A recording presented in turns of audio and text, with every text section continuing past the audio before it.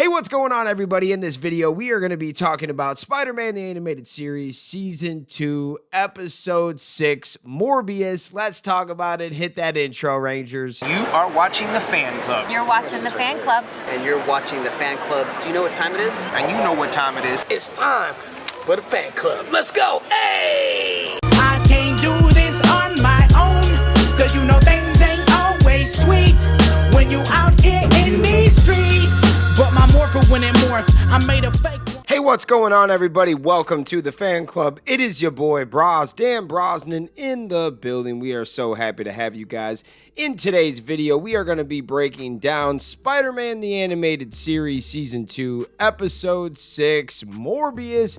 This is the first episode that we get to see Morbius in his mutant vampire form, we should call it. We're going to call it his vampire form. I love it, man.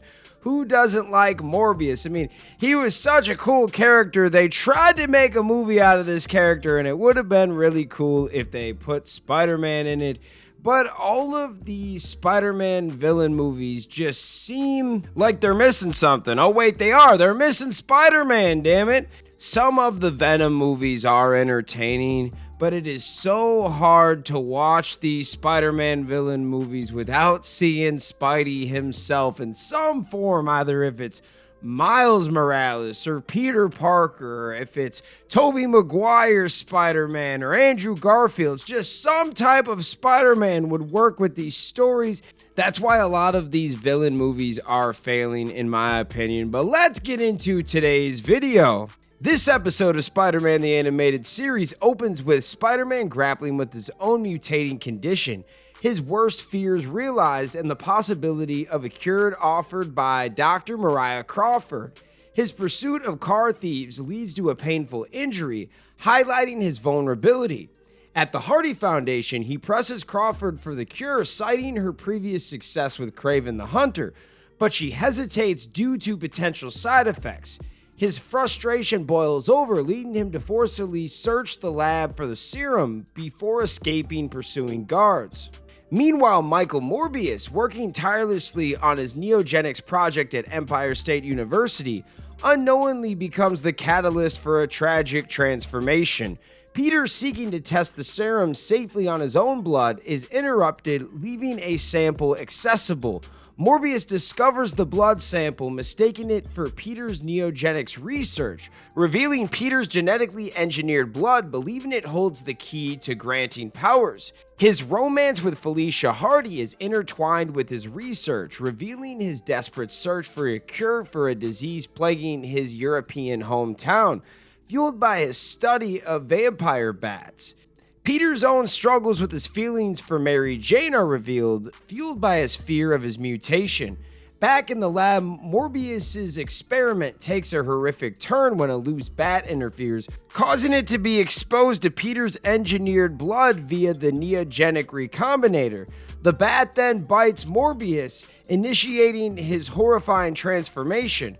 Spider-Man's own pain lessens, allowing him to swing through the city, contemplating his desire to retain his powers, only to become entangled with Morbius as the newly transformation vampire attacks. Their confrontation is punctuated by Spider-Man's reoccurring pain and Morbius's initial inability to control his bloodlust.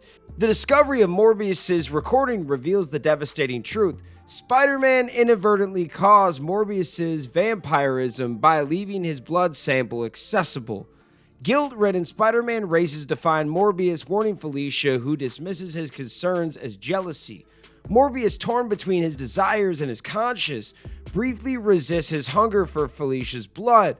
Spider-Man's confrontation with Morbius ends with the rising sun reverting Morbius to human form, but not before the authorities suspect Spider-Man.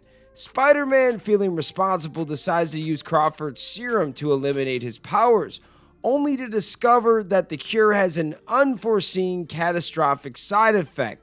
It accelerates his mutation, leaving him with terrifying physical changes. The episode culminates with Morbius's relapse into vampirism, a police APB for Spider-Man, and the chilling revelation of the serum's disastrous effect, leaving Spider-Man's fate hanging precariously. It was crazy. There was a scene at the end where Spider-Man has like 6 arms. It was unreal. He is changing and taking that serum, just sped up the changes. Now let's get into some notes and trivia from Spider-Man animated fandom. This episode, and Enter the Punisher, is based on Amazing Spider-Man 101 and Amazing Spider-Man 102 from 1971, which is part of a story arc known as the Six-Armed Saga. In the comics, Morbius has the blood disease that he says all his people has. However, in the show, Morbius appears to be healthy and is looking for a cure for his people instead of himself. Now, what are your thoughts on this episode? I thought this was a really good quality episode. I love Michael Morbius's character because he's not technically a villain all the time. He's a good dude that got caught up in some crap, similar to Kraven the Hunter. I don't believe he's a villain all the time either. It's just interesting that they have some really complex characters in Spider-Man. Not everything is so black and white or good or evil, stuff like that. Sometimes there's characters that are bad for the episode, but then they might redeem themselves later on down the line. Now, what are your thoughts? I really enjoyed this one, I'm not going to lie. Let me know what you think in the comments. Shout out all the fans out there that take the time out of their day to watch this content. You are the real MVPs and the reason why we can continue to make stuff like this. Thanks again for watching, and we'll see you next time. Peace. I want to give a special shout out to the Gold Ranger members, Salima Ramirez, Stephen Heffelman, Thomas Franco, Anime King Nick, Louis Cairns, and Roderick Hare. Thank you guys so much for your support, and if you want a video shout out like this one, sign up to be a Gold Ranger member today.